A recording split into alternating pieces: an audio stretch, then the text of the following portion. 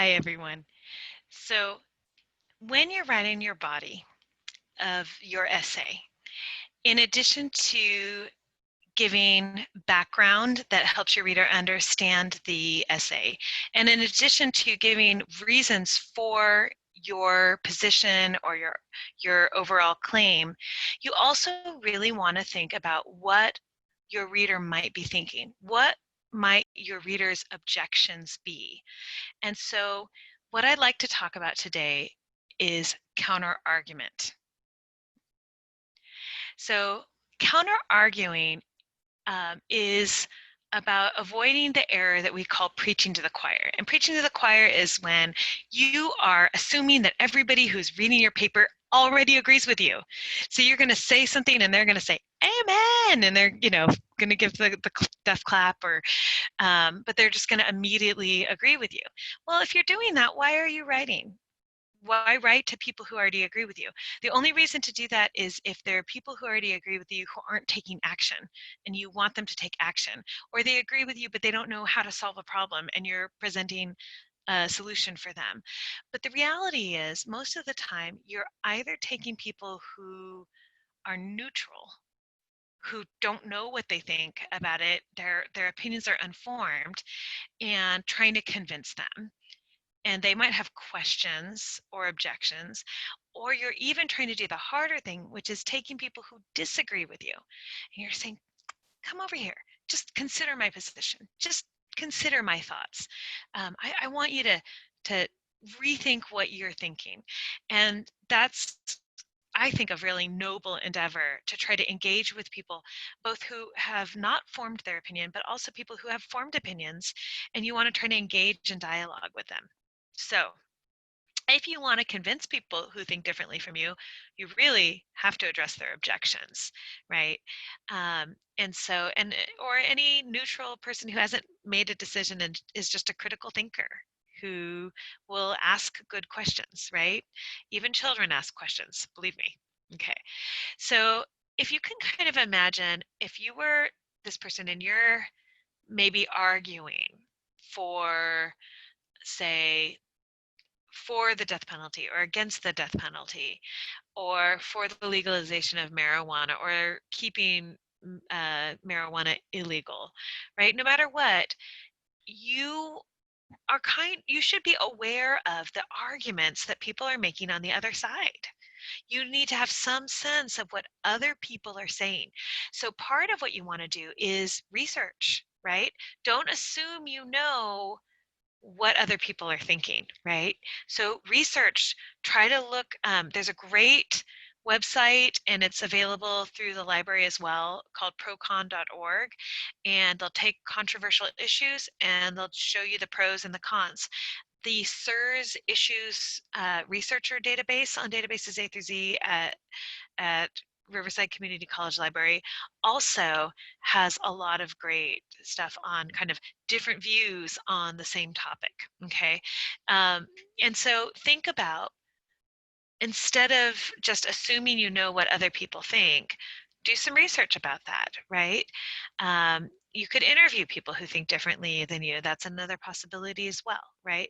But get a feel for what those questions and objections might reasonably be. I had a friend who once said, and I think he got it from his professor, but he said you need to feel the teeth of the opposing argument. That means you need to feel the strongest argument. And there's a fallacy, and if you want to look more into fallacies, English 1B tends to teach them more, but there are directed learning activities at our writing center that deal with fallacies like the straw man fallacy, where you kind of make out that people on the opposing side have this really weak argument, but you're arguing things that either they're not really arguing so that it looks sillier than what they're actually arguing, or you're just taking the weakest arguments and you're ignoring strong arguments they have. Well, that might persuade a few people if they're not aware, but if there's somebody who really is aware of the arguments, they're not going to be convinced by that. So the opposing strategy, right, the straw man fallacy is a mistake. That's poor logic. That's poor argumentation. But strong argumentation can do what's called the steel man strategy, where you try to say, I'm going to point out the strongest arguments of the opposing side. I'm going to show their strongest positions, and then I'm going to show why I'm still right. Okay, making concessions where logical. So let's go on and talk a little bit about how to do this. So I am going to do this again with the pizza idea. So my thesis is that pineapples do belong on pizza, and it's a moderate position. I'm saying they belong on pizza if carefully balanced for both texture and flavor. So I'm saying they could go wrong. You know, if you put too many on, it makes the pizza soggy. If you know, don't have the right kinds of things to balance out the sweetness of the pineapple, it might end up tasting like dessert pizza, which has never sounded appealing to me. I like dessert and I like pizza, but dessert pizza sounds weird. Okay, to me. Sorry, no offense. All right, but let's talk a little bit about this. So some people, so we're gonna start off with a topic sentence that is not your claim. Now I know that sounds really weird, but sometimes when people try to counter argue, they end up sounding like they're contradicting themselves. So you don't want to say pineapple ruins the texture of pizza, because then we're like, well, there you go. We shouldn't put pineapple on pizza. You just argued against your thesis. We don't want to do that. So you want to start off with something like, some people argue that pineapple ruins the texture of pizza, not people, right? You want to have something like, some people argue that. No, we don't want to start off with something really, um, so we don't want to start off with an attack. We want to be assertive without being aggressive. So we don't want to be like, idiots think, right? We want to say, some people argue that, you know, and we want to give respect to the opposing side because we're trying to convince them to come over. And nobody, if you disrespect somebody in your paper, they're not going to be convinced. But also, if you're overly hesitant about your point of view, they're not going to be convinced. So you have to strike this balance of assertive, confident, clear in your position, and yet respectful, acknowledging, conceding where it's logical. Okay.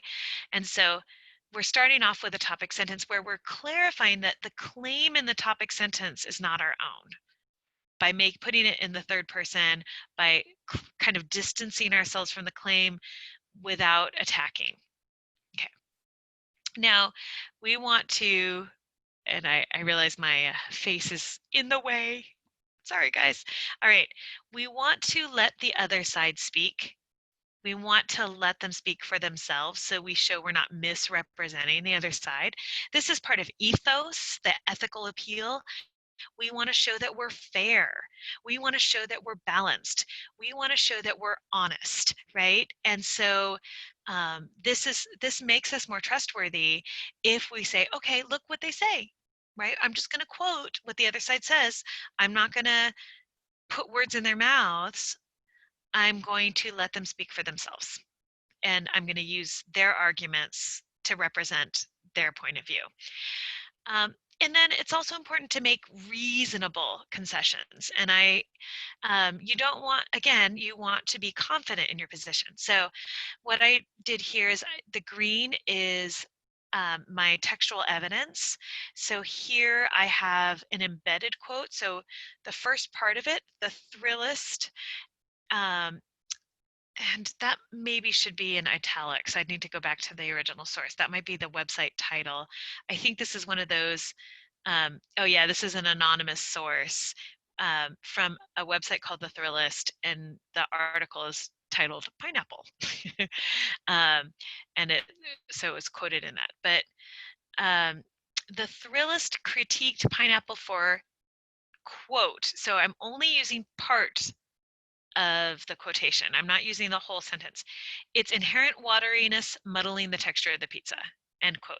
And sorry guys, I remembered that from the original source, the Thrillist was quoted in an article titled Pineapple. So the quoted in means that that article is quoting somebody else. So that's why I have it that way. Okay. And then afterwards, I have my commentary. Even those who like the flavor might struggle with the moisture content and its effect on texture, right? So I'm going to concede to that concern, right? And then I'm going to include another piece of evidence from the opposing point of view. One childhood Hawaiian pizza lover turned hater, Jonathan Allen, so I'm explaining who Jonathan Allen is, does not allow pineapple on pizzas in his restaurant. So we know that he owns a restaurant for that very reason, saying, comma, so I'm introducing the quote, and then comma, quote, I guess my judgments became more refined, right? And then end quote. And again, I have that quoted in because Jonathan Allen is not the author of the article. Carmen is the author, but I'm using Jonathan Allen's words. Okay, so now I'm gonna concede again in my commentary. This is me talking, but I'm conceding to the other side. Sure, no one wants a soggy pizza. A thin crust pizza with watery chunks of canned pineapple can indeed get soggy, right? I don't want to pretend that that's never a problem because sometimes it gets soggy. Okay. But now we're going to have the last word respectfully. So again, remember confidence, but with respect, right? So in the orange, I wanted you to see that I'm turning the tables and I'm working on my own opinion now. Now I'm refuting. So we call this refutation, right? So earlier I was making a concession and now I'm refuting. So, however, fresh pineapple that has been roasted and caramelized roasted until caramelized is not as wet, right? So I can solve the problem of the moisture content. And a deep dish pizza crust can stand up better than thin.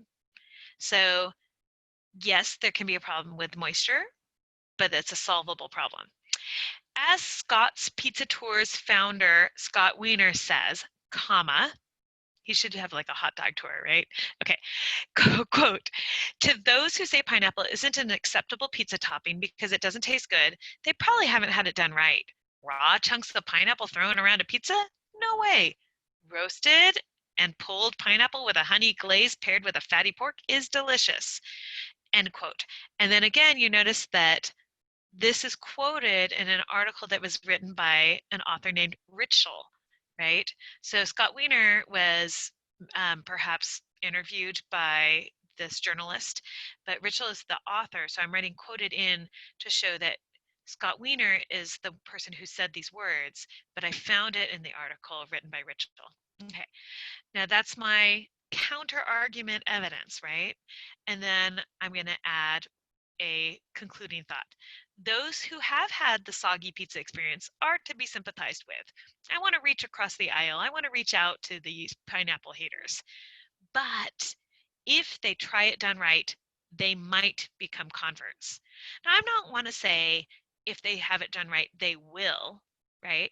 Because logically, not everybody is going to love pineapple on pizza. Not everybody likes pepperoni, and yet pepperoni is one of the top toppings, right? Many, many, many people like pepperoni. My kids like pepperoni. My husband doesn't. I like pepperoni, right? So you can't please everyone all the time, but we're trying to make converts where it's possible, right? So now it's your turn. As you write your own essay, I want you to think about what are the objections that other people have? Where can you concede to it? And how will you refute their overall position? How will you address their concerns or objections in a way that is confident, but also respectful?